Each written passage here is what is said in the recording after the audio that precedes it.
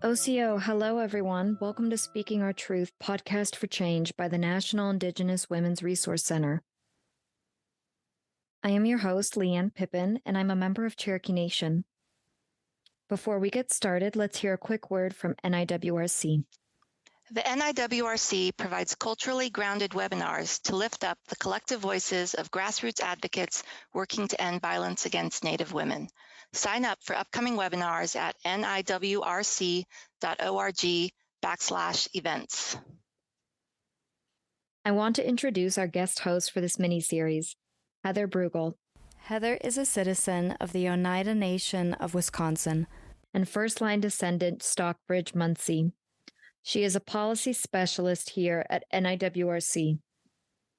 Heather is a historian and frequent lecturer whose research includes topics such as American history, colonization, indigeneity, the history of American boarding schools, and missing and murdered Indigenous women. She is currently a doctoral student at the University of Wisconsin, Green Bay, and the First Nations Education ED doctoral program. Hi, my name is Heather Brugel, and I'm the policy specialist with NIWRC. Welcome to Families Taking Action in the Face of MMIW, Episode 3. This series sheds light on the crisis of missing and murdered Indigenous women. We are releasing an episode each day as part of the National Week of Action for Missing and Murdered Indigenous Women. The brave families in this podcast will share their stories and experiences with their loved ones who have gone missing or murdered. Please listen with care, knowing that the subject matter can be triggering and take space when you need. Kaysera Stops Pretty Places from both the Crow and Northern Cheyenne communities in Montana had just turned 18 years old in August of 2019 before she disappeared from Hardin, Montana on August 24th, 2019. Her body was discovered August 29th, but the family was not notified until September 11th. Reports say that her body was found by a jogger in a backyard adjacent to a busy intersection. The investigation into her death was almost non-existent. Her remains were cremated by the town funeral home, whose director was also Bighorn County's coroner. Reluctantly, her family agreed, as cremation is against their cultural and traditional practices. From the day she went missing, Kaysera's family worked hard gathering evidence and shared it with the FBI, U.S. Department of Justice's MMIP coordinator, Bighorn County Sheriff's Office, and the Montana Department of Justice. I would like to introduce you to Dr. Grace Bulltail. Grace is a citizen of the Crow tribe in Montana and a descendant of the 3 affiliated tribes of Fort Berthold, North Dakota. She currently serves as an assistant professor at the University of Wisconsin-Madison Nelson Institute for Environmental Studies. She also serves on the Not Invisible Act Commission, a commission established by the Department of the Interior and the Department of Justice. The Not Invisible Act Commission makes recommendations to both the Department of the Interior and Justice on how to improve intergovernmental coordination to combat the crisis of missing and murdered Indigenous peoples. Grace is the aunt of Kaysera Stops Pretty Places. She has worked tirelessly to find justice for Kaysera. Welcome, Grace, and thank you for being here today. Organizing and getting information out into the community and to law enforcement is crucial when a loved one goes missing. What organizing efforts have been done to bring justice to Kaysera? Thank you for inviting me to share Kaysera's story.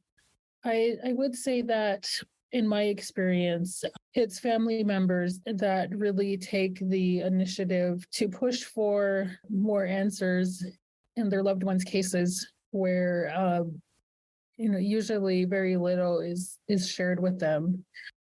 This is one of the only means that families have to go about putting pressure on law enforcement to treat their loved ones' murder or missing persons case seriously as acts of homicide. Even doing that, having their loved one's case classified as a crime is really difficult to do, especially in these areas where there are a lot of MMIP cases, such as Montana, where we're from. We've had to do a lot of our own organizing in order to have law enforcement really respond to us in any way. And like many families, we're not sure if there is any further action being taken by them. We've been fortunate to have the support of other families who are fortunately have been in the same position as us. So many other young women have been found murdered, and their families have to take the lead in drawing awareness to their cases, despite the large amount of grief that they're in, and how painful that is, how painful this process is. We're so thankful to those other families that have stood beside us and that show up in any of the organizing efforts that we do.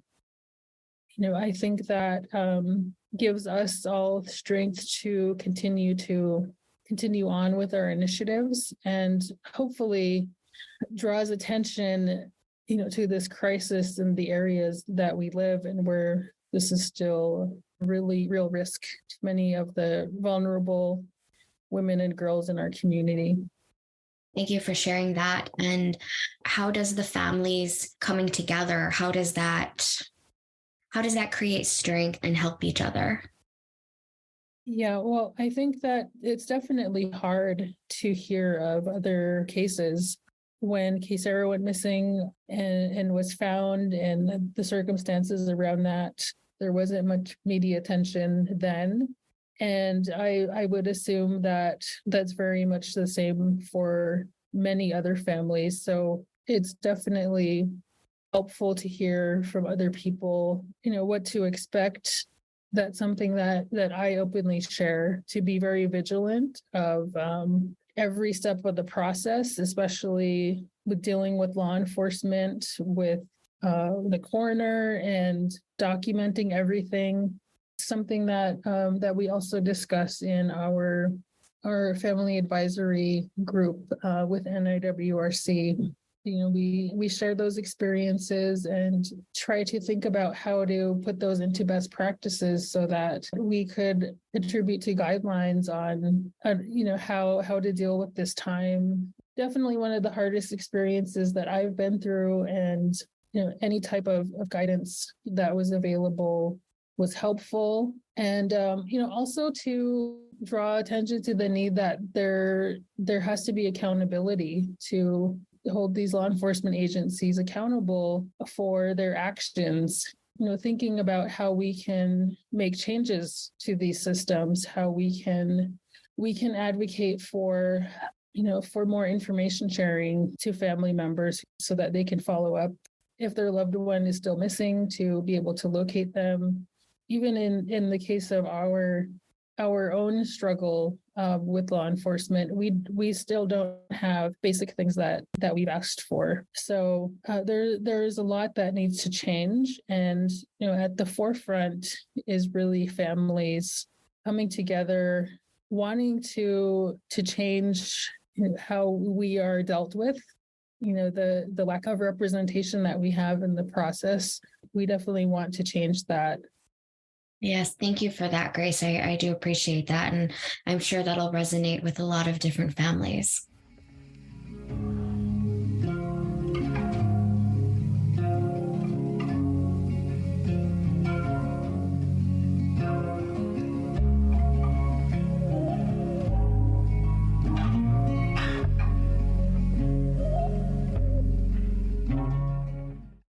Kaysera's family worked hard gathering evidence and sharing that with the FBI, U.S. Department of Justice's MMIP coordinator, Bighorn County Sheriff's Office, and the Montana Department of Justice. 2 years after her death, a report from the Bighorn County's Attorney's Office was released, detailing the investigation into her death.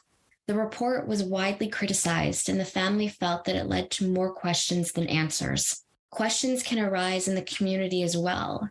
Did someone know something? Why didn't tribal authorities help more? Is the guilty party still walking around in our community? Getting back into the community can be difficult. Oftentimes, we can see the struggles to fit back into community. Grace, how has it been for your family, and how do you see your family's story in the community? And has the relationship with the community changed at all? I think this is a really really important thing to address, especially for Indigenous peoples and how connected we are to communities. The fact that this is happening where we should be safe, where we should be protected, where we should have representation, and where we should be supported. But that's very much not the case. I think that family members are very overlooked in any type of process to include Indigenous voices. I mean, the government, especially in any of their consultation, they will always reach out to tribes, like Operation Lady Justice, always asks for, tribal leaders' inputs and, invites these tribal leaders to legislation signing and, anything to do with the public side of their announcements of these policies, where, really it should be the family members. But unfortunately, in any type of advocacy, the tribal government, the tribal leader has more of a voice. So, they could reach out to our state representatives, to our senators, to our congresspeople, to the Montana Attorney General. And they may do it for some missing people, but not for everyone. And that's where it's very unequal. That definitely was the case with us. I can't say that any part of our tribal government has assisted us in advocating. I say that the tribe doesn't have the capacity to do everything. The federal government should be aware of this and prioritizing hearing from family members to directly address MMIP cases without having to have this support necessarily from tribal leaders. I mean, definitely the consultation, that's something that they have to do. That is upholding their trust responsibility, but that leaves out, family members without a venue, without agency. That's something that I continue to point out, that I bring up as a commissioner in the Not Invisible Act, in all of the steps that we're taking. I say we have to consider people that don't have representation in this process. It's been really eye-opening, and I'm gaining a lot of perspective about, how this policy is created. I'm just continually thankful for people that do this advocacy, that organizations that do this advocacy for MMIP family members, survivors, because we don't have that representation. But we're usually, at the forefront of these advocacy efforts. I don't live in my tribal community currently. For my career, my education, I've had to live away from home. And I can just imagine how hard it is for my family, for other family members to continue to see this happening. Every case that I hear of, I can just imagine how they're feeling. I'm just really, I have a different perspective, because when we try to have our own demonstrations, we're not always supported. We're often met with hostility. There's a lot of indifference about our cases. I don't know how to change that. Being able to find community with other family members, advocates, that has definitely been the most helpful for me. But I know just how that brings an extra layer of difficulty for feeling like, there's some healing at all. When a lot of us just never have justice, when we know the suspects and nothing's happening to them, that is still very hard for me. And I imagine so many other family members. That's something that we need to continue to address and to talk about and to call out in our communities.